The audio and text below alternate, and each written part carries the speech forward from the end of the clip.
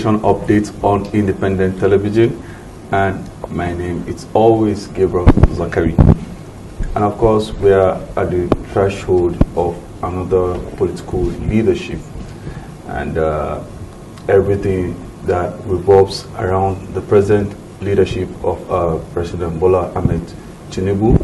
It's predicated on education. What do you know? And as some people who have chosen to still, talk about his certification, whether from Chicago or anywhere, why is it necessary?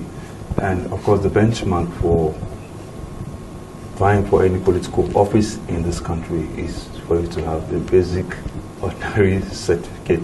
So, but why is it that there is so much glamour or so much noise about his certification?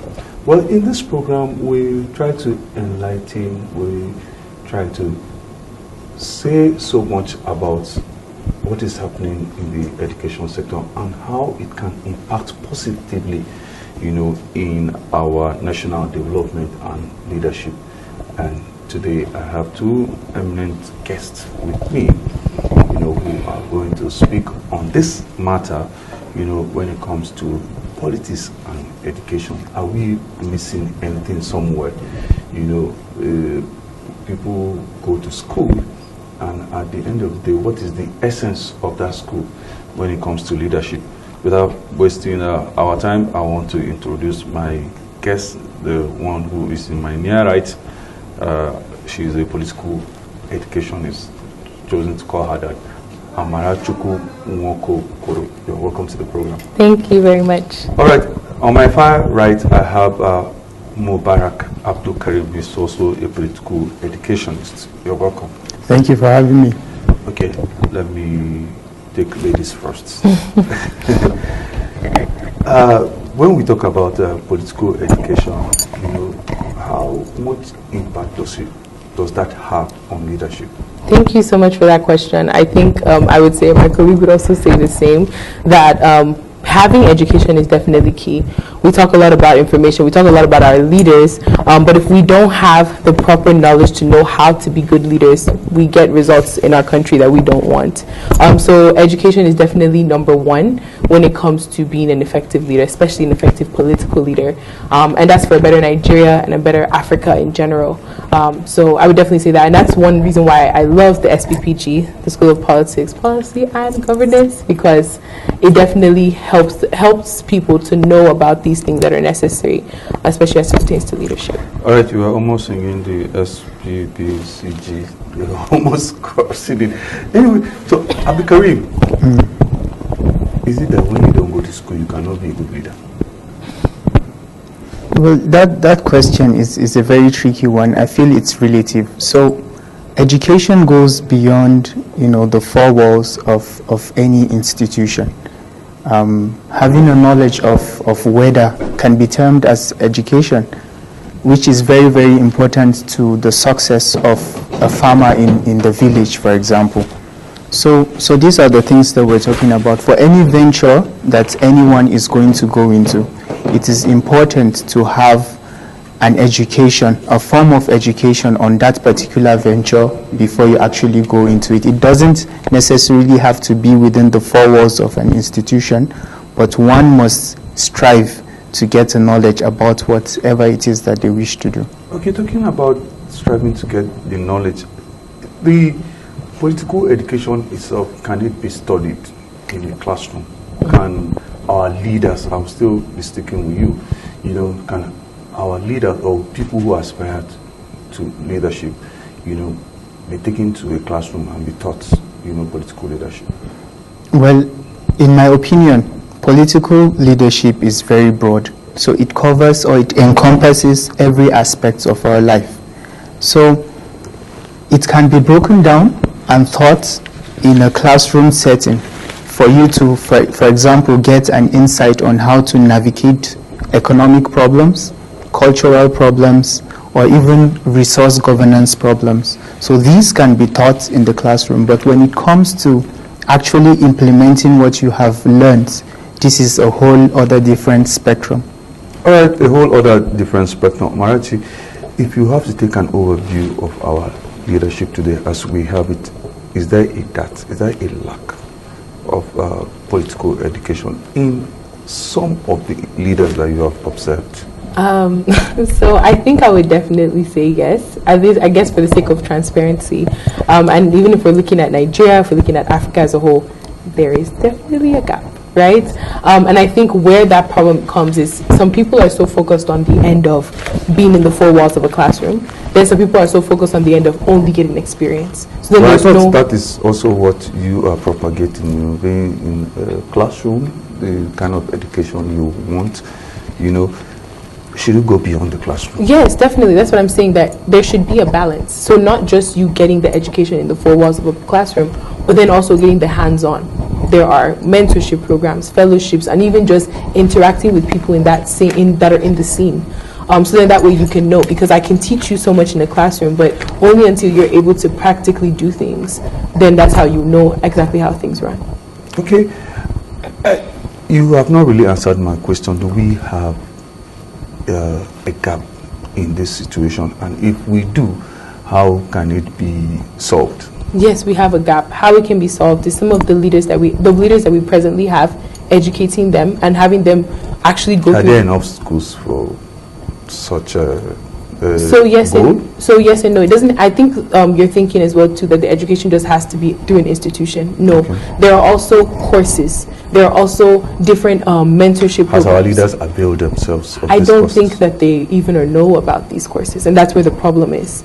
They don't know about these. People are so quick to be like, "Oh, I need to just be in politics, just be in politics." They're not trying to actually be servant leaders and actually know the steps to do to like lead effectively. At least that's my opinion. All right, so but Abdul Karim, how do we sensitize them? How do we draw their attention and make sure that our leaders get the necessary political education? That's also a very tricky question, but I think the point that we are currently in the country forces everyone to see these gaps and to know that there is a need for us to do something about the leadership situation that we have.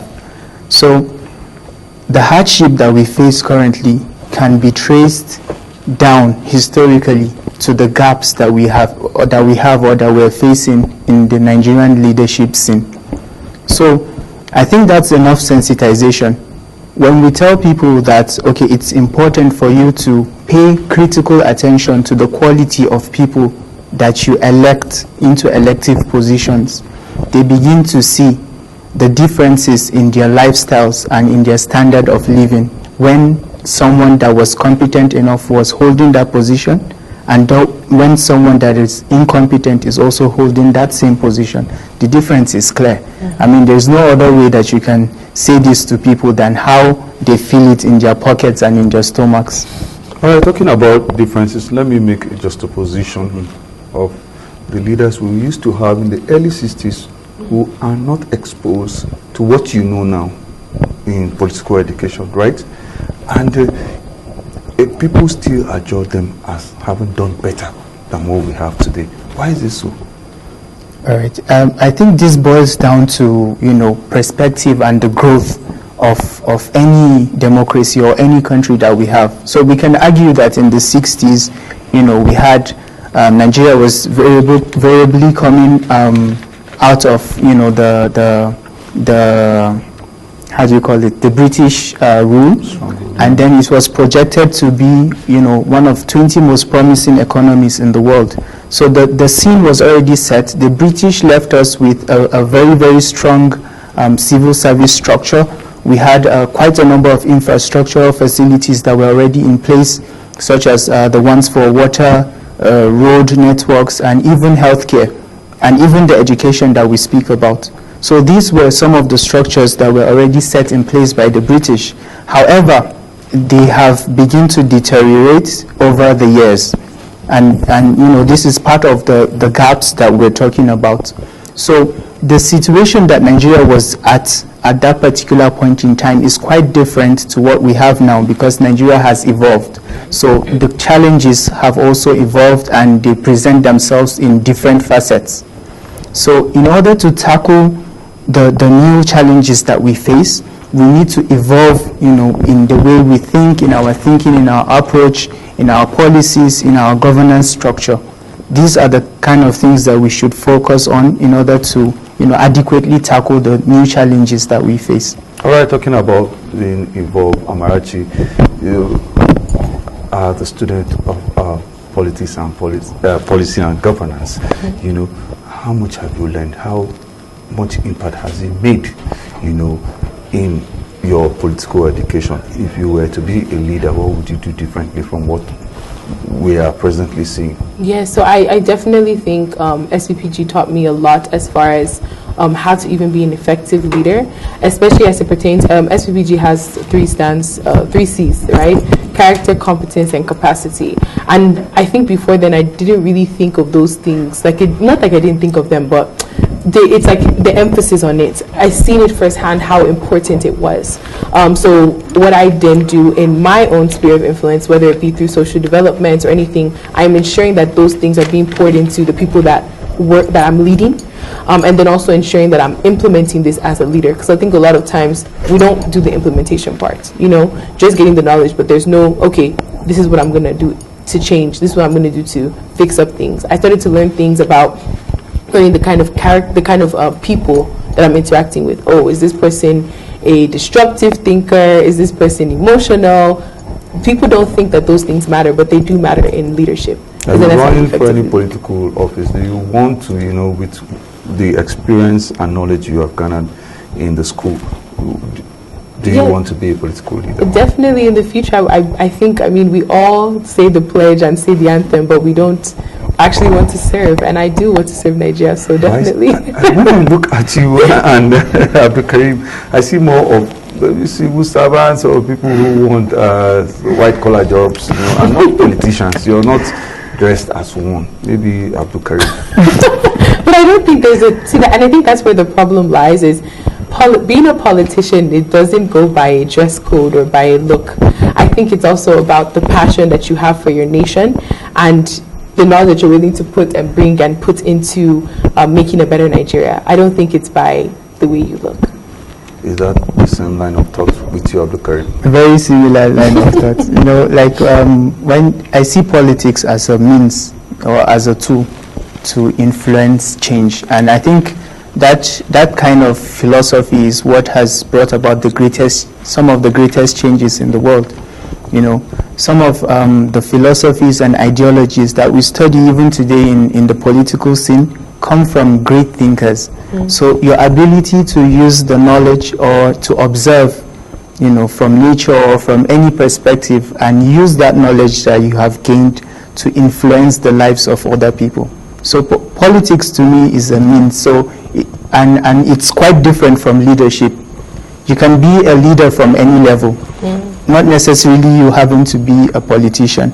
So leadership is what we're, focusing and emphasizing on, not just the politics. Yes. So politics is the means to being an effective leader that will bring about, a significant change in the lives of people. Okay, Maraj, I'm going to answer your question. I actually answered the Karim the other time. Do you think our leaders are availing themselves the opportunity of being politically educated, in comparison with what we have in the West? Okay, so I personally believe that a lot of times, this is my honest truth, I think a lot of leaders don't want to be told the truth that they may not be competent. So even having... Well, is there a leader who would want to be considered as having done well? Sorry, come again. If I'm in the position of leadership, yes. I want at the end of the day for people to say, he has done well. Yes. So why would I not want to get the information that I need to do well? Right. So a good leader who is being told that he's not doing well would want that education. But I don't think that's what we that's what we have, at least in Nigeria. Some leaders are ready. Maybe if you get into close proximity with them, they're ready to hear, okay, how can I improve? But not a lot of them are ready to hear that, maybe from a youth or from somebody outside. So I think one way that can be implemented is if they're introduced to okay, what if I come and tell you people are not ready to bring the problems and actually bring solutions. So I think a lot of times people are quick to tell you how you're not doing well, but they're not telling you what you can do to be better. So I think if more leaders were able to get the information like, hey, sir, ma, I don't think you're doing well, but here's the solution, here's what I think you can implement, and I think that would come across more better for somebody who wants to actually make change and be a good leader. Well, we're going to take a short break. When we return, the conversation on political education. It is still education updates on independent television, and we're looking at political education. You know, when we talk about education, usually we focus, talking about national development, we are focused on science, technology, and all that, and we forget that even people who man the affairs of this country need certain education in politics. And of course, I'm with students, or if I will not want to call them veterans of political education. Amarachukwu Mwokoro, you know, she is of the School of Politics, Policy and Governance, and also I'm with Mubarak Abdul Karim of the same School of Politics, Policy and Governance. You're welcome. Thank you. All right, just as, because we're running out of time, we are going to be looking at the influence of money in politics. Is that a subject of study in your school? The influence of money? Yes. I wouldn't say it's like a subject of study. Do you mean in sense of, is that like a course? Yes, is it a course? Is it something that should be learned? Okay, so yes, definitely. I think people like to downplay the fact that money actually is something that we need, especially in politics, right? But I think there's once again, I'm really keen on balance, right? So definitely you need to build yourself up as a leader, right? You should have your own means. You make it easier on your campaign, make it easier on the people that is working for you if you're able to sustain yourself, right? But I think there's also the aspect too, where if you're able to leverage yourself properly, if you have the right ideologies and the right things in place, the money will come to you. People will want to invest in your campaign. People will want to be a part of what you're doing. You can't just have nothing and then say, I want to be president. Okay, Mubarak, can you divorce money from politics? Can I? Can you separate money from politics? Well, I don't think Nigeria in particular has evolved to this level. And if you look at even the international community or the international scene, which country can categorically state that they have been able to separate money from their politics? I mean, if you take a look at the budget for contesting for president in a country like, say, America or France, and you compare it with Nigeria, you see that there is a huge difference. Theirs is way, higher than ours, and these are countries that have, politically evolved. So it's very, very difficult to separate money from politics, especially in a country like Nigeria that you have, logistic issues.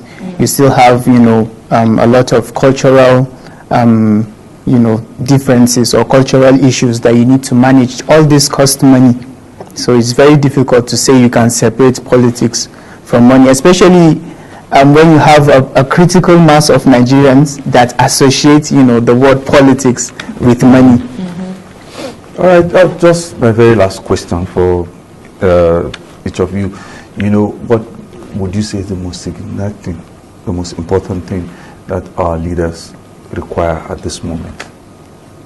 Oh, me first? Yes, I'm okay. Go. So I would say the most significant thing that they require at this moment, I would say, is integrity. I think between integrity and accountability. So I would say accountability. I think a lot of... I thought you were going to say education.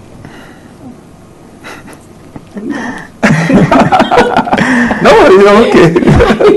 Yes. Yes, I feel like these things come with education. Because that's exactly what we want to drum on this program. You get it? No, but you're free, of course, to say what it's your opinion, it's a personal opinion, but going by where you are coming from, the school, exactly. Yes. So, but go ahead and say your mind. Okay, now I'm right to change. Okay, no problem. I was going to piggyback to education, but it's fine, I'll say education, that's fine.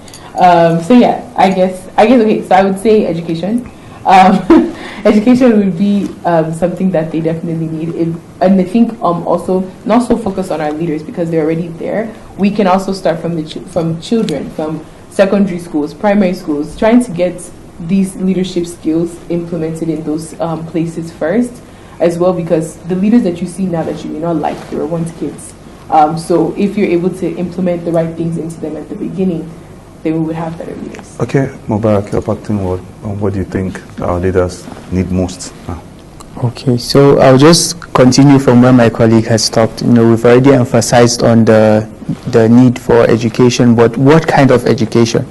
So in my opinion, I believe what they need most is, an education or an orientation on the most critical steps that they need to take.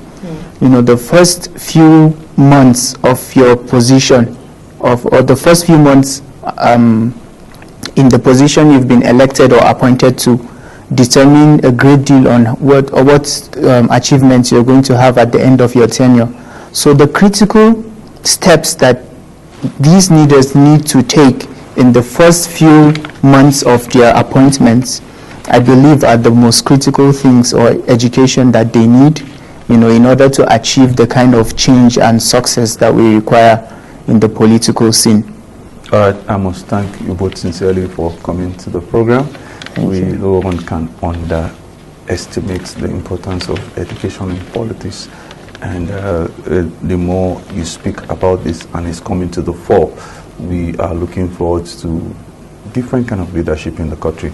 So Amara Chukwukoro, I got it right? Yes. Okay. Of the School of Politics, Policy and Governance, you're welcome to the program. Thank you. All right, same thing, Mubarak Abdul Karim of the same school, you're welcome to the program. Thank you for having us. All right, viewers, that's where we're going to draw the curtain for this week's edition of Education Update. And we come your way again. Hopefully, we are even looking forward to seeing the same guests, because if there's anything we need to get right in this country, is the matter of leadership. And if education is going to be the stepping stone to get us to where we will say it is some kind of uhuru, we are here now. Let's